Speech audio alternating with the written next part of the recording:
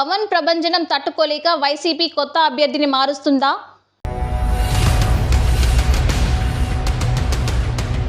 పవన్ ప్రభంజనం ముందు వైసీపీ కొత్త అభ్యర్థిని మార్చినా నిలబడేనా?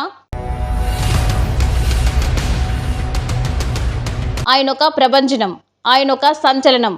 అన్నీ వదులుకొని రాజకీయాల్లోకి అడుగుపెట్టినాడే కొత్త శకం సృష్టిస్తానని చెప్పాడు. ఇప్పుడు అందుకు పిఠాపురం వేదికగా అడుగులు మరింత వేగంగా వేస్తున్నాడు. ప్రచారంలో ప్రజలు నీరాజనాలతో గెలుపు దిశగా పయనిస్తున్నాడు. ఆయనే జనసేన అధినేత పవన్ కళ్యాణ్. అతడికి ఎక్కడ చూసినా ప్రజల మద్దతు చూసి ప్రతిపక్షంలో గుబులు పుట్టింది. ఎంతలా అంటే ఇప్పటికే టికెట్ ఇచ్చి కన్ఫర్మ్ చేసిన తమ అభ్యర్థిని మార్చేంతలా. అది పవన్ కళ్యాణ్ సత్తా అంటే, అది పవన్ కళ్యాణ్ పవర్ అంటే. వివరాల్లోకి వెళ్తే పిఠాపురం నియోజకవర్గం నుండి జనసేన పార్టీ ఎమ్మెల్యేగా పవన్ పోటీ చేస్తున్న సంగతి తెలిసిందే.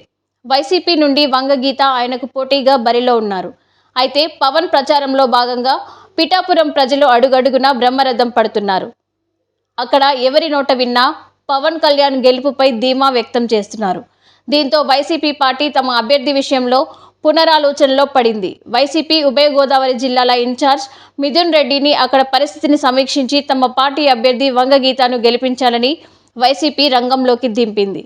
పిఠాపురం నియోజకవర్గంలోని ప్రజలు నాడిని పసిగట్టిన మిథున్ రెడ్డి అధిష్టానానికి అసలు విషయం తెలియజేశాడు. పిఠాపురంలో పవన్ ప్రభంజనం కొనసాగుతుందని తెలుసుకున్న అధిష్టానం పలువురి నేతలతో మంతనాలు జరిపింది. చివరకు పవన్ కళ్యాణ్ని ఎదిరించాలంటే బలమైన ప్రత్యర్థి కావాలనే నిర్ణయానికి వచ్చింది. పిఠాపురం నుండి సీనియర్ నేత ముద్రగడ పద్మనాభంని బరిలోకి దించాలని ఆలోచన చేస్తున్నట్టు తెలుస్తోంది. అయితే ఇప్పటికే వైసీపీ కన్ఫర్మ్ చేసిన వంగగీత ప్రచారం కొనసాగిస్తున్నారు.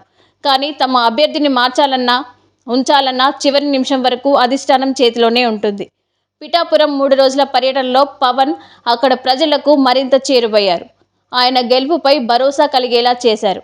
ఈ నేపథ్యంలో వైసీపీ పార్టీ తమ అభ్యర్థిని మారుస్తుందా లేదా అన్నది అతి త్వరలో తెలుస్తుంది.